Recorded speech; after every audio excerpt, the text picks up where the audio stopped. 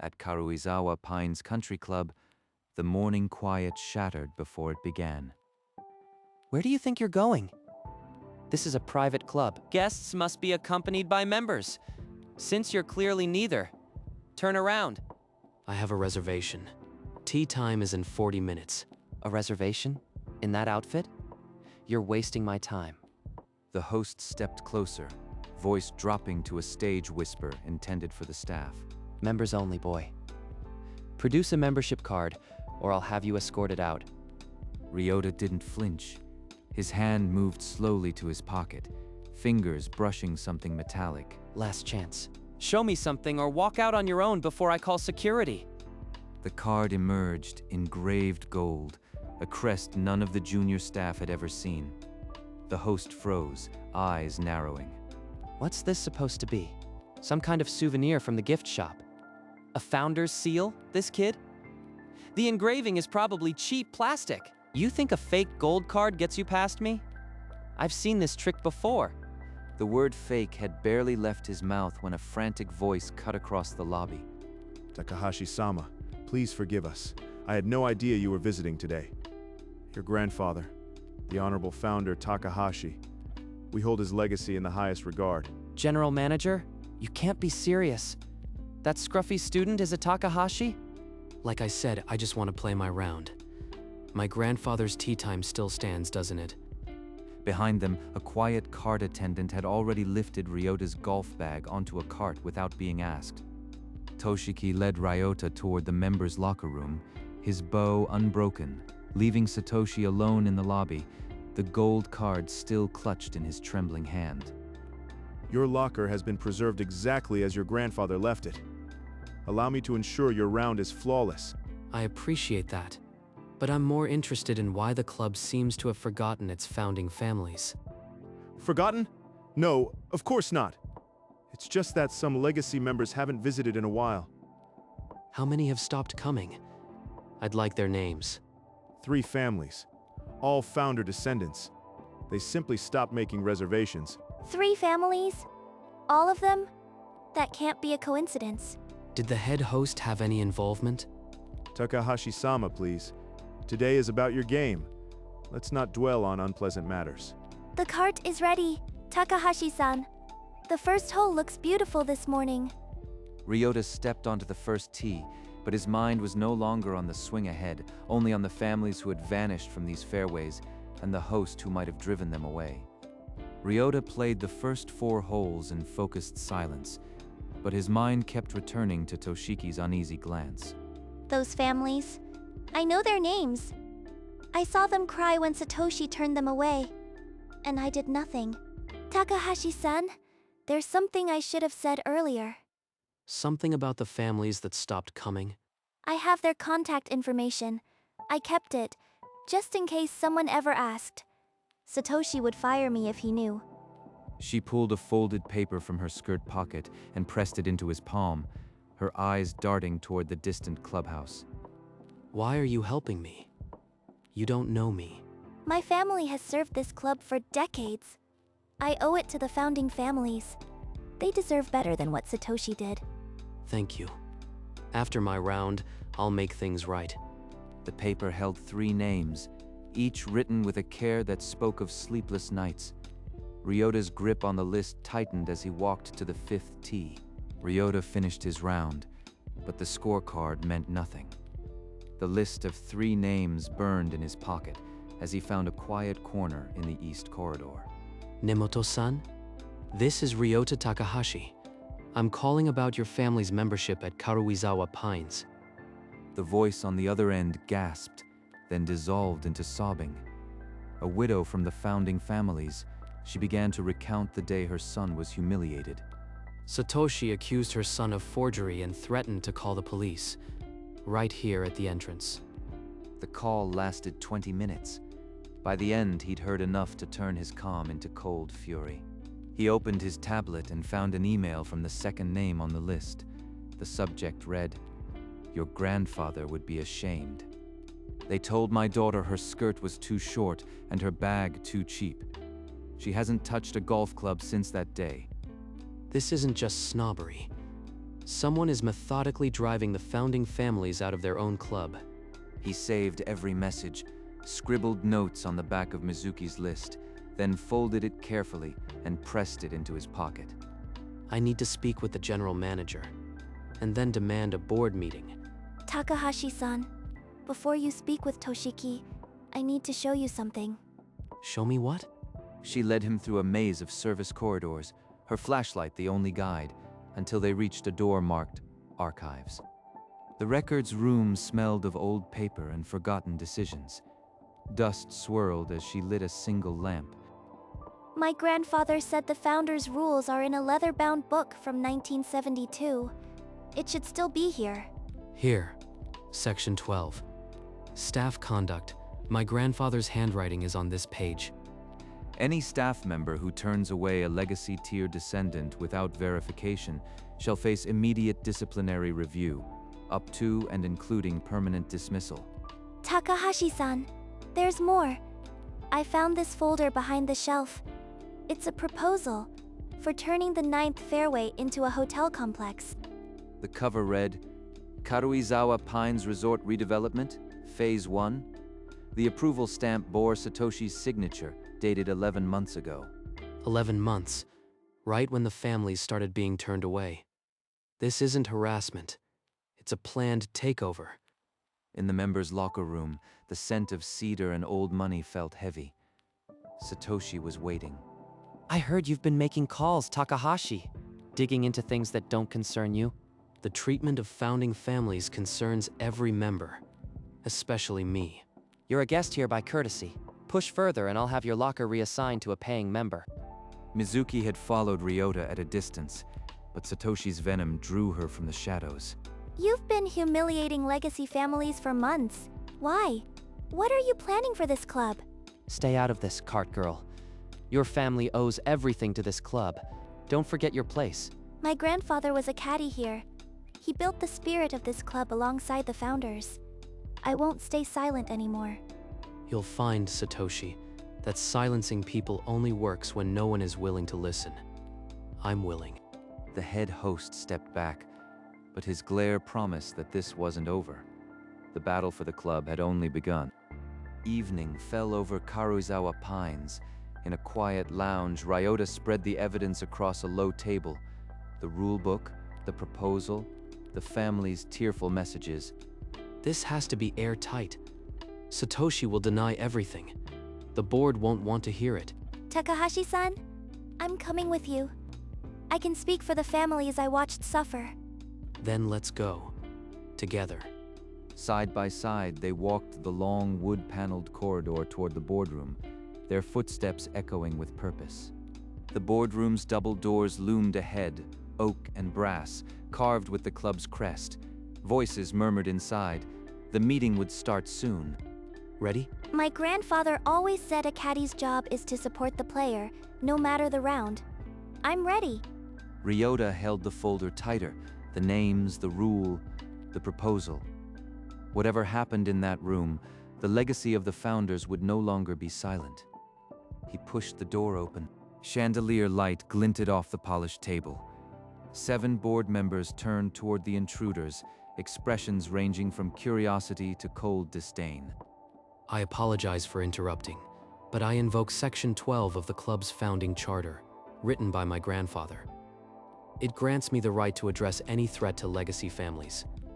3 founding families have been systematically humiliated and threatened with trespassing by your head host. I have their sworn statements. Lies! This boy is nothing but a trespasser I stopped this morning. He's out for revenge! Board members, the rule he invokes is authentic. I've verified the document myself. We must address this with care. A low murmur rippled through the room. Several older members shook their heads, grumbling about procedure and precedent. The room fractured into heated whispers. I demand a vote! This is an ambush, a waste of the board's time. We will not decide this on emotion. I call a 15-minute recess. Everyone, clear your heads. Chairs scraped back. Ryota gathered his papers slowly, his expression unreadable. The board had not rejected him, but it had not accepted him either. As members filed out, Satoshi turned and fixed Ryota with a glare that promised the next round would be even uglier. The recess scattered members. Mizuki saw Satoshi slip away with a stern-faced board member down the east corridor. They're whispering. This isn't a casual chat. They're making plans. Once the board dismisses that Takahashi brat, the redevelopment vote is guaranteed. Next month, this club becomes a resort. I've driven out 3 legacy families already. No one will protest the sale when the founders are gone. Mizuki's screen showed a red dot pulsing. She bit her lip to stay silent, her hand trembling but steady on the record button. The minutes stretched. The 2 men laughed at the ease of their plan. The recording captured it all. Now I send this to Ryota-san. No more hiding. Ryota's phone buzzed in the empty boardroom. The file attachment read urgent, play before the vote. A redevelopment scheme, and the whole thing depends on removing legacy families. This is the smoking gun. The recess was ending. Ryota saved the file, his face hardening. The head host's greed was about to be exposed for all to hear. With minutes left before the recess expired, Ryota and Mizuki found Toshiki in his office, a glass of untouched whiskey on the desk. Inoue-san, the head host's harassment isn't random cruelty. It's a purge to clear the way for a resort sale. Please, just listen. He tapped the screen.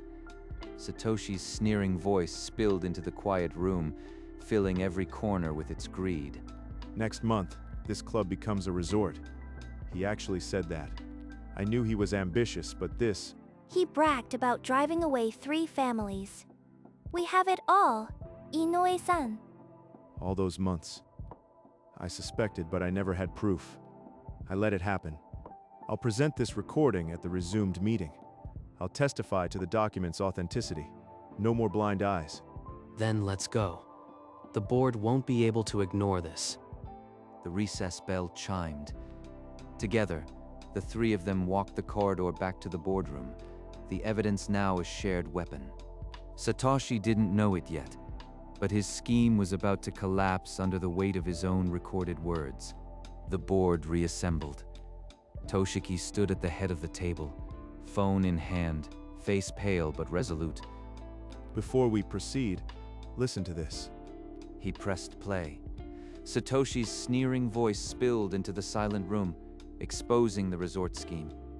Mori's face drained white. His hands gripped the table as his own conspiracies were unmasked. He tried to flee. Security blocked the doors. Toshiki had anticipated this. The board erupted. Satoshi jumped to his feet, his face a mask of rage and terror. A member pointed. I move we cancel the sale immediately. All in favor? Hands shot up. Unanimous. The gavel came down like a thunderclap. You fools. Without that sale, this club will wither. I'll fight this. The sale was dead. But Satoshi remained, his fate still undecided, the battle far from over. Honored board, the sale is stopped, but the man who orchestrated this still holds his post. I invoke Section 12. Any staff who turns away a legacy descendant shall face dismissal. Satoshi Kuroda must be held accountable. Dismissal? I have rights. You'll hear from my lawyer. This is a vendetta. A shadow moved outside the boardroom, a lawyer in a dark suit, briefcase in hand, already summoned. The evidence is clear. Sworn testimony. Recordings. A signed redevelopment proposal. The club's integrity demands action. The vote was called Reinstate Section 12, effective immediately, and suspend Satoshi pending formal review. Hands rose, hesitant at first, then firmer, until the motion carried with a heavy gavel strike. Suspension? Fine. My lawyer will have this overturned within a week. You'll regret this.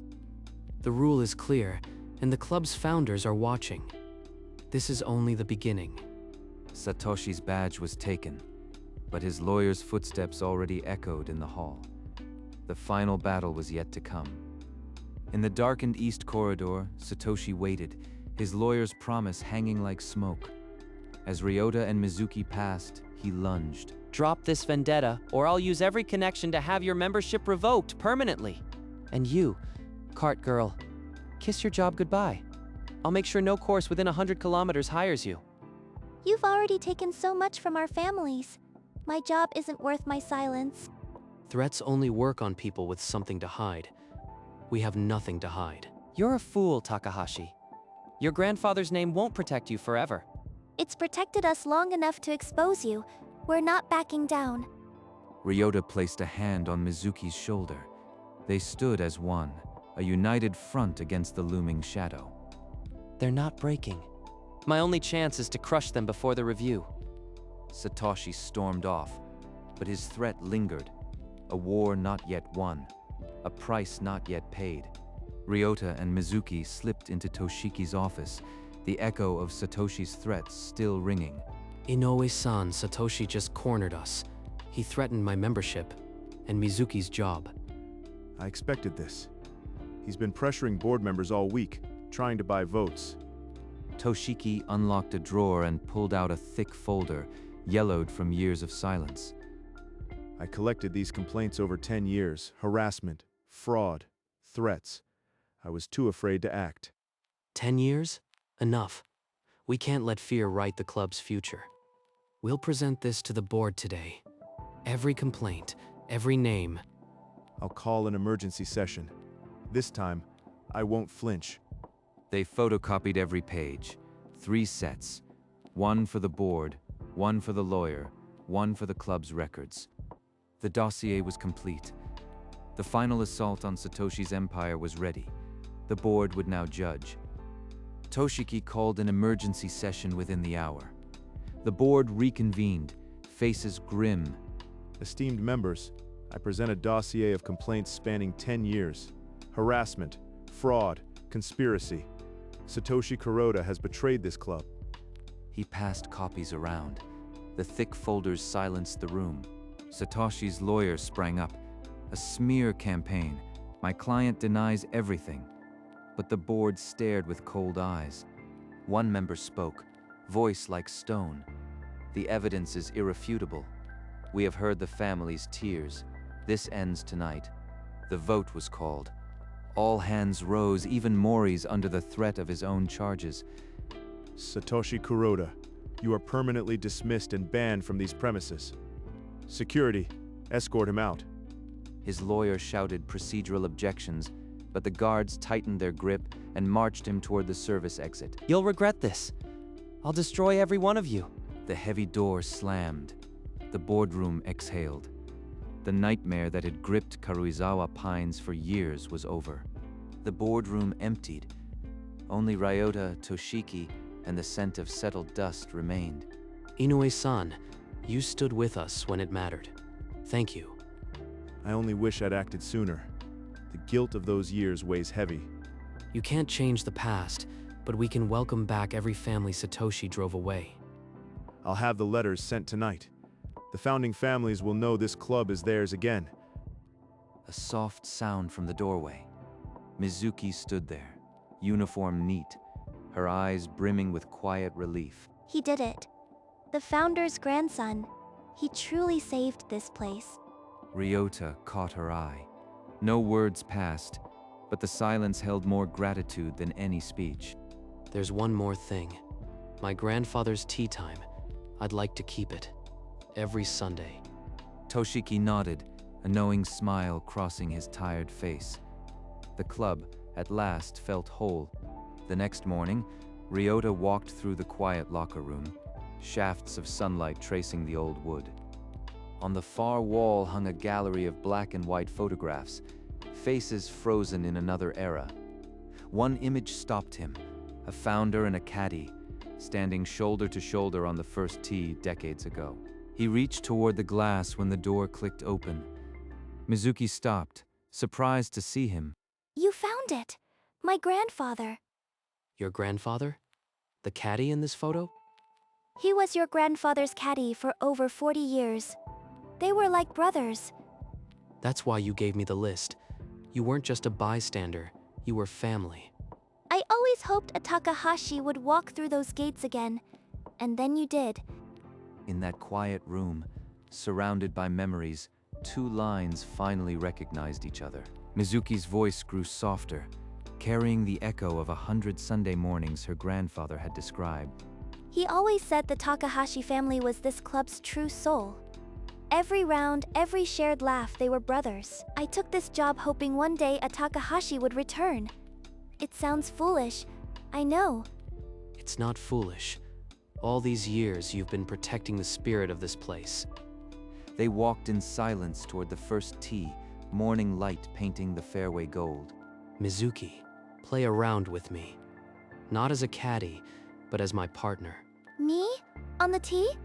I'd love that more than you could ever know. She accepted the driver he offered, her fingers brushing his, a jolt of shared history. For a long moment, they simply stood on the tee, the weight of two grandfathers pressing gently on their shoulders. The fairway stretched ahead, waiting. The Sunday tradition was about to begin. The round unfolded like a dance, Mizuki's swing as natural as breathing, Ryota's focus softened by her laughter. I haven't played this well since my grandfather taught me. He would have loved this. Between shots, they spoke of grandfathers, the pranks they pulled, the tournaments they won, until the quiet moments needed no words. Last hole. You've played like you belong on this course. I've always belonged. I just needed someone to tee off with. Ryota set his putter down and turned to her, the setting sun casting long shadows across the green. Mizuki, let's do this every Sunday. Not as caddy and member, just us. Every Sunday, I'd like that more than anything. She didn't need to say more. The 18th green became sacred ground, sealed by the promise of a lifetime of Sundays. They walked off the course, clubs on shoulders, the sunset behind them. The first of many Sundays had begun. The following Sunday, the entrance of Karuizawa Pines bloomed with voices that had been silent for years, legacy families returning. Kenji, you actually came! Kenji's grandfather was a caddy too. He grew up hearing the same stories I did. The fairways swelled with laughter and the click of clubs. The club's heartbeat restored. Before their round, Ryota and Mizuki paused at the founding stone, now bearing a fresh, polished plaque. In honor of the caddy families, forever part of this club. Your grandfather's name is down here. They're not forgotten. He would have cried to see this. Thank you, Ryota. Their fingers interlaced. The founding stone bore witness to a bond that had crossed generations. Around them, the club buzzed with life, exactly as their grandfathers had dreamed it. As the sun dipped below the tree line, Ryota and Mizuki walked the quiet fairway, their shadows long and intertwined. The last golfers had gone, but the course felt more alive than it had in a decade. Every Sunday from now on, I'll hold you to that. Hold me as long as you want. She laughed softly, the sound carrying across the empty green. They walked past the founding stone, its new brass plaque catching the final rays of daylight. The words were a vow, carved into metal, in honor of the caddy families, forever part of this club. Ryota pressed a kiss to the back of her hand, and together they faced the open gate. The gates of Karuizawa Pines stood wide, as they had when the founders first dreamed them. Some traditions are not just remembered, they are lived.